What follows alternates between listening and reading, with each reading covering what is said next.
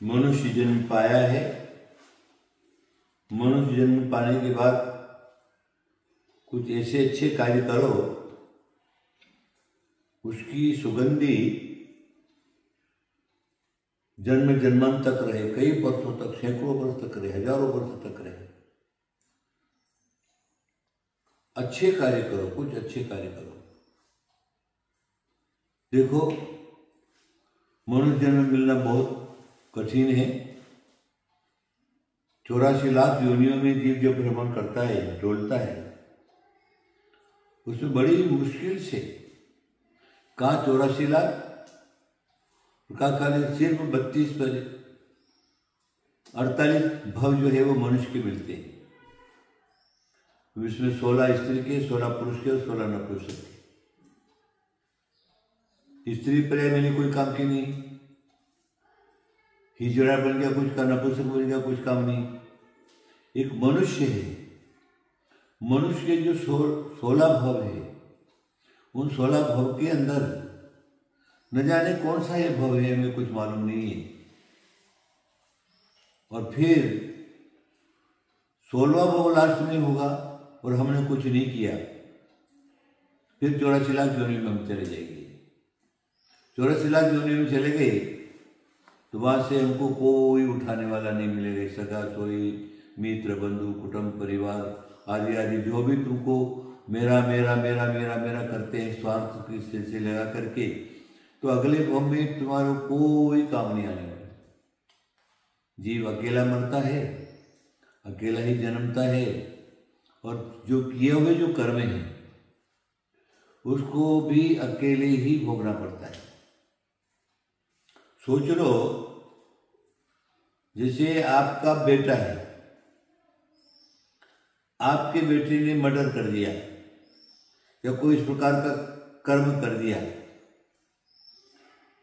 Police पकड़ करके ले गई, तो आपको पकड़ के नहीं ले जाएगा, उसी को पकड़ के ले जाएगा।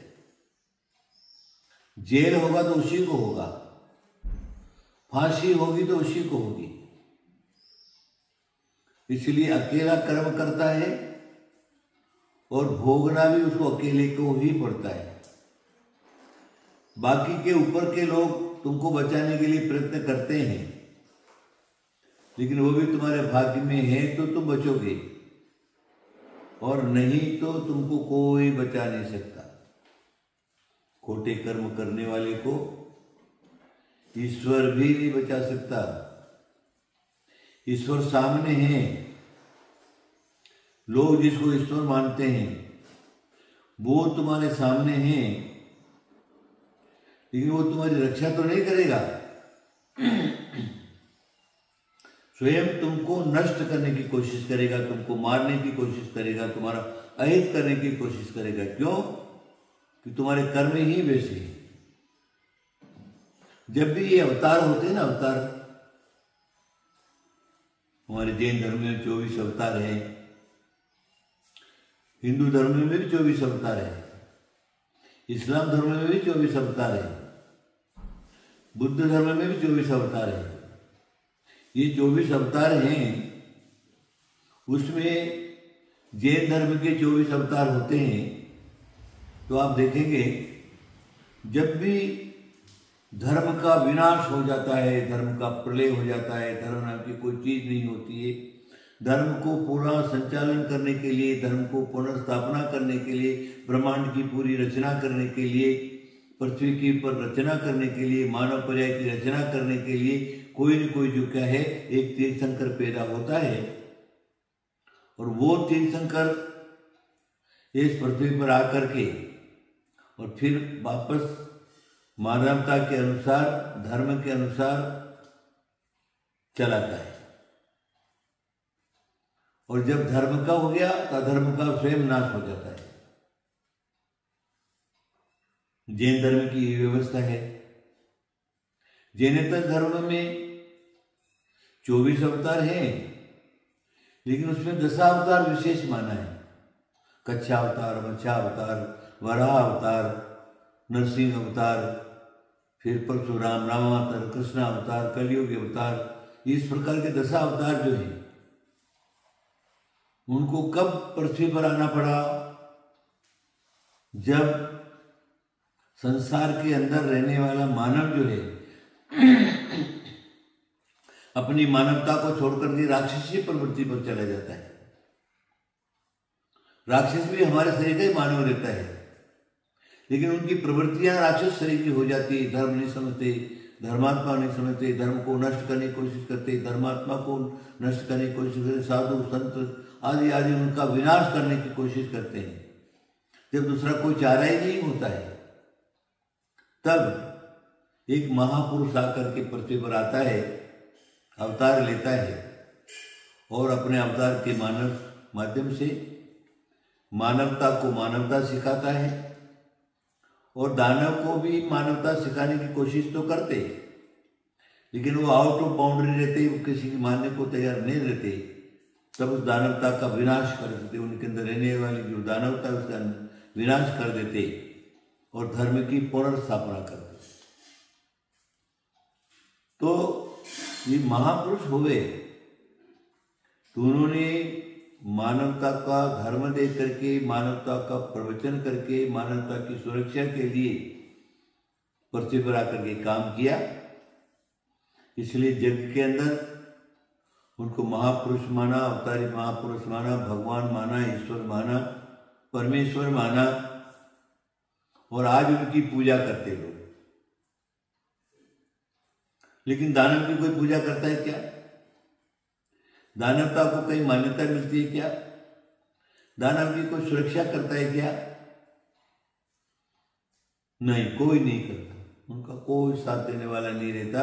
वो उनकी प्रवृत्ति ऐसी प्रकार की रहती है, उस प्रवृत्ति के कारण स्वयं का नाश करते और उनके आश्रित लोग हैं उनका भी नाश हो जाता है। तो आप क्या करिए, ये मानव जो जन्म तुमको मिला है, मानव जन्म मिलने के बाद तुम इस प्रकार के कार्य करो जिससे संसार में तुम्हारा नाम हो, संसार में तुम्हारा लोग नाम लेवे, संसार में तुम्हारा मूर्तियां बने, तुम्हारा मंदिर बने, तुम्हारी स्थापना हो और लोग जो है तुमको ईश्वर मान करके पूजा करें। अभी देख लो, ज्यादा तो हमने भगवान राम को और कृष्ण वगैरह को नहीं देखा। वर्तमान का उदाहरण है, सोच लो महात्मा गांधी ले लो, राजनीतिक महात्मा गांधी, एक लकड़ी हाथ में, एक लंगोटी, पंजा और ऊपर से एक दुपट्टा, गोल चश्मा, गोल कांच का, पुराने जमाने का, इतना ही उनके पास था। लेकिन उनकी वाणी के अंदर, उनके कर्तव्य के अंदर, उनकी कीर्ति के अंदर इस प्रकार का एक जोश था। उसके कारण जो मरने मारने के लिए तैयार इस प्रकार के अंग्रेज लोग, उन अंग्रेजों को बिना शस्त्र उठाए उनको भारत छोड़ने के लिए बाध्य कर दिया और देश को स्वतंत्र किया। इसलिए मोहनलाल गांधी से महात्मा गांधी बन गए थे। आज महात्मा गांधी को लोग जो, चाहे वो किसी पार्टी का क्यों नहीं हो, लेकिन वो महात्मा गांधी को तो जरूर नाम लेता ही है, उनको मान्यता तो देता ही देता है। तो वो भी सामान्य पुरुष, कोई भगवान का अवतार नहीं थे, लेकिन उनके अंदर जो मानवता थी और उनकी मानवता के कारण उन्होंने अपने जीवन में आचरण अपनाया और अपने आचरण को संसार के सामने रखा और लोगों को एकता में ला करके,